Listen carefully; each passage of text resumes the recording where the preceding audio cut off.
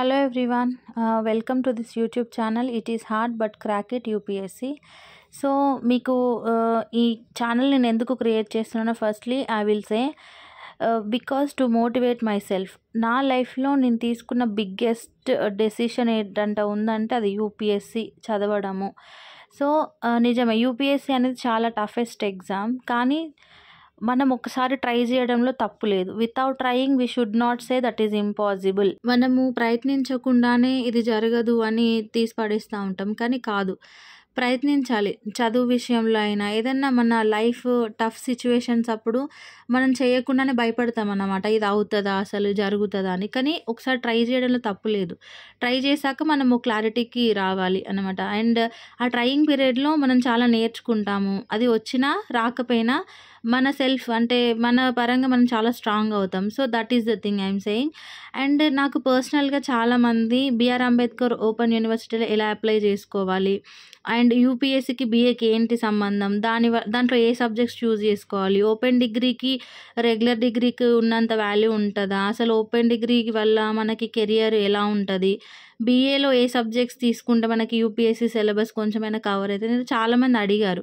Not in this, నాకు పర్సనల్గా అడిగారు అనమాట. సో అందుకనే ఇలా ఒక ఛానల్ క్రియేట్ చేస్తే నా పర్పస్ అంటే నా స్టడీ పర్పస్ యూజ్ అవుతుంది, అలాగే చాలామంది తెలియని వాళ్ళకి తెలుస్తుంది ఇన్ఫర్మేషన్ అనేది. నేను అందుకే so I created this channel. So ఇప్పుడు ఫస్ట్లీ మనం ఎలా అప్లై చేసుకోవాలో చూద్దాము. మనకి అడ్మిషన్స్ వాళ్ళు అంబేద్కర్ యూనివర్సిటీది అఫీషియల్ వెబ్సైట్ ఉంటుంది అన్నమాట. ఆ వెబ్సైట్లో అడ్మిషన్స్ ఓపెన్ అయినప్పుడు వాళ్ళు మనకి నోటిఫికేషన్ ఇస్తారు. లైక్ ఇయర్ స్టార్టింగ్ అప్పుడు నోటిఫికేషన్స్ వస్తాయి. ఆన్లైన్ ద్వారానే మనం దాన్ని అప్లై చేసుకోవచ్చు. అందులో మనకి ఫస్ట్ ఒక డిజిలాకర్లో అంటే బయట చేస్తారు, డబ్బులు ఇస్తే చేస్తారు, కానీ నా వరకు నేనే చేసుకున్నాను అనమాట. అన్నీ DigiLocker, ABCD ID and DEB ID create అయ్యాక మనకి వాళ్ళు డీటెయిల్స్ అడుగుతారు. ఇంకా డెబ్ ఐడి అనేది ఇప్పుడు కొంచెం కంపల్సరీగా అడుగుతున్నారు అనమాట. సో ఇది మీకు కాలేజ్లో చేసిస్తారు, లేకుంటే మీరు కూడా చేసుకోవచ్చు. అండ్ ఆ కాలేజ్లో మనకి స్టెప్ బై స్టెప్ ఎలా చేసుకోవాలనేటి ఇన్స్ట్రక్షన్స్ కూడా ఇస్తారన్నమాట.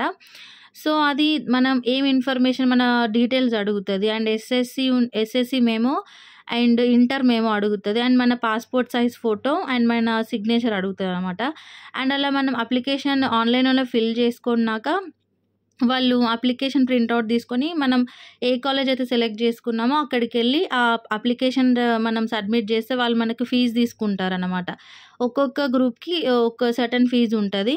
సో ఆ ఫీజు మనం పే చేస్తే మనకు రిసిప్ట్ ఇస్తారు. ఆ రిసిప్ట్ తీసుకెళ్ళి మన బిఆర్ అంబేద్కర్ మెయిన్ బ్రాంచ్కి వెళ్తే మనకి బుక్స్ అనేవి ఇస్తారు అన్నమాట. సో సేమ్ నేను ఎలా చెప్పానో అలానే తెచ్చుకున్నాను. ప్రస్తుతానికైతే అడ్మిషన్స్ లేవు, అయిపోయాయి, క్లాసెస్ నడుస్తున్నాయి, open degree classes. So next BA వల్ల యూజ్ ఏంటి, యూపీఎస్సికి రిలేషన్ ఏంటంటే బీఏలో మనకి దాదాపు సిలబస్ అనేది దానికి రిలేటెడ్ ఉంటుంది. కొంచెం ఒక 20 చాలా అంటే ఉంటుంది, డెప్త్గా చదివితే మనకి చాలా ఇన్ఫర్మేషన్ అనేది ఉంటుంది. సో బీఏలో వచ్చేసి ఎలా సెలెక్ట్ చేసుకోవాలి సబ్జెక్ట్స్ అంటే మనకి వాళ్ళు ఇస్తారనమాట. బీఏకి ఇన్ని సబ్జెక్ట్ 3 ఆప్షనల్ సబ్జెక్ట్స్ ఉంటాయి. లైక్ ఇప్పుడు హెచ్ఈపి తీసుకుందాం. హెచ్ఈపి ఏంటంటే హిస్టరీ, ఎకనామిక్స్, పబ్లిక్ అడ్మినిస్ట్రేషన్. అలాగే అందులో చాలా ఉంటాయి, English literature, political science, sociology, చాలా సబ్జెక్ట్స్ ఉంటాయి అన్నమాట.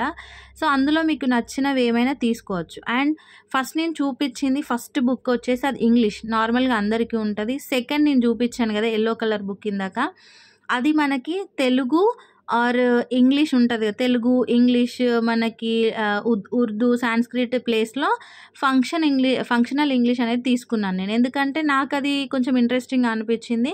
సో అది తీసుకున్నాను. అండ్ నెక్స్ట్ వచ్చేసి సైన్స్ అండ్ టెక్నాలజీ, ఇంకొకటి జెండర్ సెన్సిటైజేషన్ అని ఉంటుంది. ఇది నార్మల్గా అన్ని గ్రూప్స్కి అలౌట్ చేస్తారు.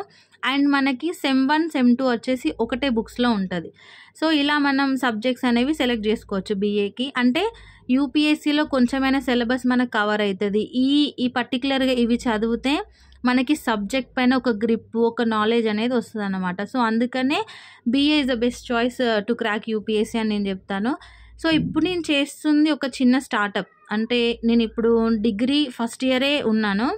ఈ డిగ్రీ ఫస్ట్ ఇయర్లోనే మనం ప్రిపరేషన్ అనేది స్టార్ట్ చేస్తే మనకి ఫైనల్ ఇయర్కి వచ్చే వరకు మనం అటెంప్ట్ చేసుకోవచ్చు డైరెక్ట్. సో ఈ పర్టికులర్ పీరియడ్లో మనం బీఏ ఎగ్జామ్స్ రాస్తూనే లైక్ డిగ్రీ చేస్తూనే మనం సివిల్స్ కోచింగ్ అని అనను, హోమ్ ప్రిపరేషన్. లైక్ స్టార్టింగ్ మనం ఈ బుక్స్ చదువుతాం. నెక్స్ట్ మనం ఎన్సీఆర్టీస్ తీసుకోవాలి. ఎన్సీఆర్టీస్ ఈజ్ ద బెస్ట్, అది పిల్లర్ లాగా ఇక బేసిక్. అది స్టార్టప్ చాలా మంచిది. ఎన్సీఆర్టీస్ కూడా మనకి చాలా ఉంటాయి. ఎన్సీఆర్టీస్ బేసిక్ టెక్స్ట్ బుక్స్ అనమాట. 6th నుంచి 12th వరకు మనం చదవాలి. అవి బేసిక్ బుక్స్ చదవాలి. అండ్ నెక్స్ట్ మనం వేరే సబ్జెక్ట్స్కి తీసుకోవాలి. ఫస్ట్ అయితే డిగ్రీలో ఇవి కంప్లీట్ చేయాలి. అంటే మనకి ఒక ఎలా అంటే అవగాహన అనేది రావాలి సబ్జెక్ట్ పైన, అసలు ఏముంటుంది, ఎలా చేస్తాం అనేది. ఇప్పుడు ఇది వచ్చేసి పబ్లిక్ అడ్మినిస్ట్రేషన్. హెచ్ఈపిలో పి అనేది పబ్లిక్ అడ్మినిస్ట్రేషన్ అనమాట. సెమ్ 1 సెమ్ 2 ఒకటే బుక్లో ఉంటుంది. ఇది వచ్చేసి economics, sem 1 sem 2. So economics కూడా చాలా ఇంపార్టెంట్. ఎకనామిక్స్ అయినా, పబ్లిక్ అడ్మినిస్ట్రేషన్ అయినా, పొలిటికల్ సైన్స్ అయినా, ఇలా ఇంగ్లీష్ లిటరేచర్ చాలా ఉంటాయి సబ్జెక్ట్స్ మనకి. అండ్ టాపిక్స్ కూడా చాలా బాగా ఇచ్చారు మనకి. లోపల టెక్స్ట్ బుక్స్లో చూస్తే డీప్గా చదివితే, అంటే మంచిగా డీప్గా చదివితే చాలా మంచి ఇన్ఫర్మేషన్ మనకి సబ్జెక్ట్ పైన చాలా మంచి నాలెడ్జ్ అనేది వస్తుంది అన్నమాట. సో అందుకనే నేను హెచ్ఈపి తీసుకున్నా, లైక్ నాకు యూజ్ అవ్వాలి అనేసి. అండ్ చూడండి మంచిగా ఉంటుంది, కానీ టెక్స్ట్ బుక్స్ అన్నీ ఒకటేలాగా ఉంటాయి. అంటే దాని ఇంట్రడక్షన్ కానీ ఇట్లా టాపిక్స్ వైజ్ ఇస్తారన్నమాట. నెక్స్ట్ వచ్చేసి హిస్టరీ చాలా అంటే చాలా ఇంపార్టెంట్ మనకి యూపీఎస్సీ క్రాక్ చేయాలంటే. అండ్ హిస్టరీలో కూడా 3 పార్ట్స్ ఉంటాయి. అంటే not for this book, I'm saying నార్మల్గా యూపీఎస్సీకి 3 పార్ట్స్ ఉంటాయి. సో అది నేను ఫర్దర్ వీడియోస్లో చెప్తాను. అండ్ ఇక్కడ వచ్చేసి మనకి బ్లాక్ 1 బ్లాక్ 2 బ్లాక్స్ లాగా ఇస్తారన్నమాట ఇలా. అండ్ ప్రజెంట్ అయితే కాలేజ్లో లాంగ్వేజెస్ నడుస్తున్నాయి. లైక్ కాలేజ్లో మనకి అంత డెప్త్గా చెప్పరు కాబట్టి మనం నోట్ మేకింగ్ అనేది కంపల్సరీ చేసుకోవాలి. And every book back side మనకి క్వశ్చన్ పేపర్ అనేది వాళ్ళు ఇస్తారు. అంటే క్వశ్చన్స్ ఎలా వస్తాయి, ఎలా ఏ సెక్షన్లో ఎన్ని మార్క్స్ అలా ఇస్తారన్నమాట క్వశ్చన్ పేపర్. అండ్ ఇంకొకటి వచ్చేసి నోట్ మేకింగ్ మనం ఖచ్చితంగా చేసుకోవాలి. అంటే క్లాస్ వర్క్ లాగా మనం మెయింటైన్ చేసుకోవాలన్నమాట. అది కూడా నేను చేశాను.